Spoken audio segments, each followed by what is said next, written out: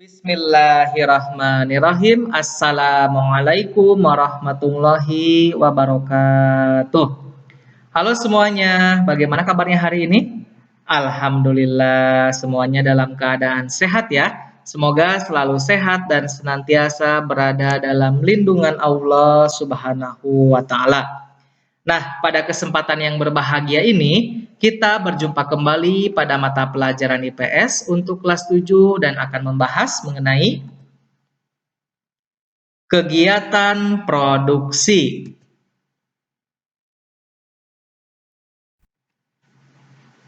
Nah, apa saja yang akan kita bahas? Pertama, kita akan membahas pengertian produksi. Yang kedua, nilai guna barang. Ketiga, hal-hal yang perlu diperhatikan untuk melakukan kegiatan produksi. Dan yang keempat, kita akan membahas faktor-faktor produksi. Nah, untuk memberkahi kegiatan pembelajaran ini, marilah kita membacakan basmalah dan sholawat bersama-sama. Bismillahirrahmanirrahim. Allahumma sholli ala sayyidina Muhammad wa ala ali sayyidina Muhammad. Pertama, kita akan membahas pengertian produksi. Apa itu produksi? Produksi adalah kegiatan menghasilkan barang atau jasa atau kegiatan menambah nilai guna barang atau jasa, ya.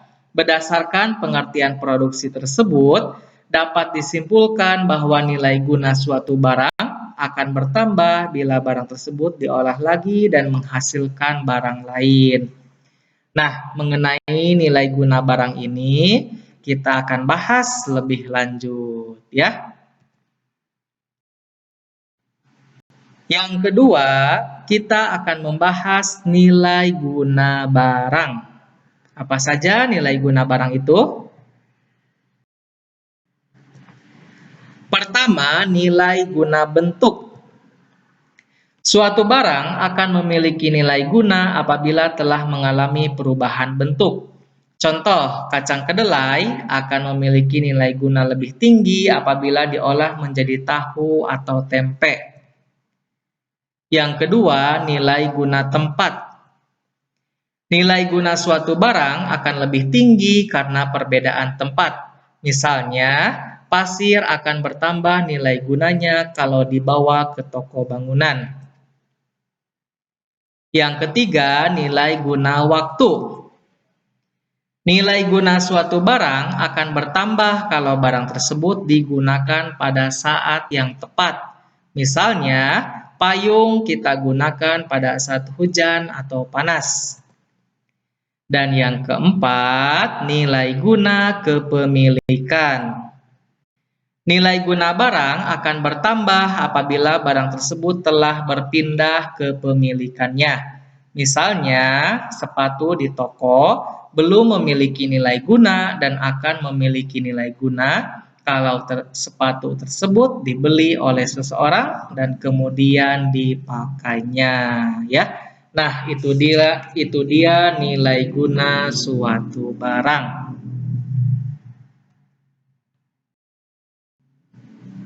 Berikutnya, kita akan membahas hal-hal yang perlu diperhatikan untuk melakukan kegiatan produksi. Pertama, yang perlu diperhatikan adalah what. Barang-barang apa saja yang akan dihasilkan dan bahan-bahannya apa saja. Ini berhubungan dengan tujuan dari produksi itu. Tujuan produksi untuk menghasilkan barang produksi atau barang konsumsi. Yang kedua adalah how. Bagaimana memilih faktor-faktor produksi untuk memproduksi barang, ya.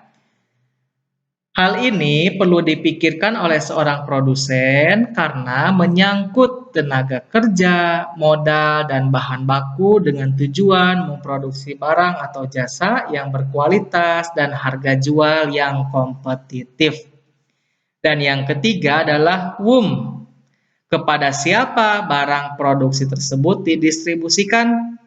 Barang yang dihasilkan harus diterima oleh masyarakat. Untuk itu, seorang pengusaha perlu mengadakan promosi agar barang hasil produksi dikenal dan disukai oleh masyarakat. Ya. Nah, itu dia hal-hal yang perlu diperhatikan untuk melakukan kegiatan produksi. Barangkali suatu saat nanti kalian akan jadi pengusaha, kalian perlu memperhatikan hal-hal ini.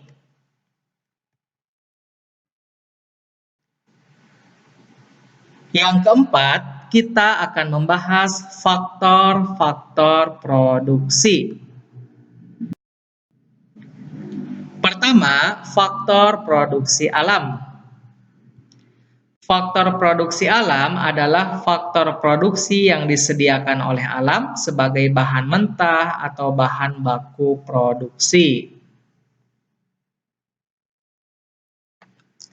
Apa saja faktor produksi alam itu? Pertama, tanah sebagai sumber daya alam dan manusia dapat menggunakan untuk lahan pertanian, pabrik, perkebunan, peternakan, tempat untuk usaha, dan lain sebagainya.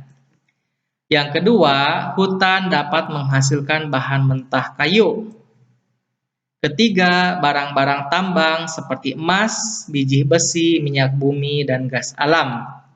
Dan yang keempat, faktor produksi alam yaitu air dapat digunakan untuk pengairan atau bahan baku lainnya, ya. Yang kedua yaitu faktor produksi tenaga kerja. Apa itu tenaga kerja? Tenaga kerja adalah sumber daya manusia yang dapat digunakan kemampuannya untuk proses produksi. Dan tenaga kerja ini diklasifikasikan lagi menjadi 3 bagian. Apa saja itu? Pembagian tenaga kerja. Pertama, tenaga kerja terdidik adalah tenaga kerja yang menempuh pendidikan formal. Contoh, dokter, guru, dan konsultan. Yang kedua, ada tenaga kerja terlatih. Adalah tenaga kerja yang memiliki keterampilan yang terlatih seperti montir, sopir, dan penjahit. Dan pembagian tenaga kerja yang ketiga yaitu tenaga kerja tidak terdidik dan tidak terlatih. Adalah tenaga kerja yang tidak punya keterampilan seperti tukang sapu, tukang sampah, dan kuli bangunan. Berikutnya yaitu faktor produksi modal. Modal adalah segala hasil produksi yang dibuat manusia dengan tujuan untuk menghasilkan barang-barang atau jasa-jasa lain. Modal tidak hanya berupa uang, tetapi bisa juga berupa barang. Contoh modal yaitu gedung, mesin, bahan mentah, atau bahan baku yang digunakan dalam proses produksi, ya. Dan faktor produksi yang terakhir yaitu faktor kewirausahaan, ya. Apa itu faktor kewirausahaan? Kewirausahaan adalah kemampuan seseorang atau beberapa orang untuk menyatukan semua faktor produksi agar dapat menghasilkan barang tertentu. Faktor produksi ini merupakan kemampuan menjalankan suatu perusahaan sehingga perusahaan tersebut dapat berjalan secara efisien dan menguntungkan, ya.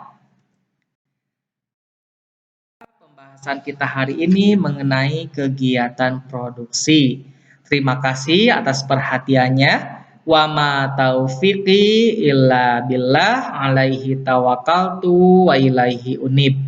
Assalamualaikum warahmatullahi wabarakatuh.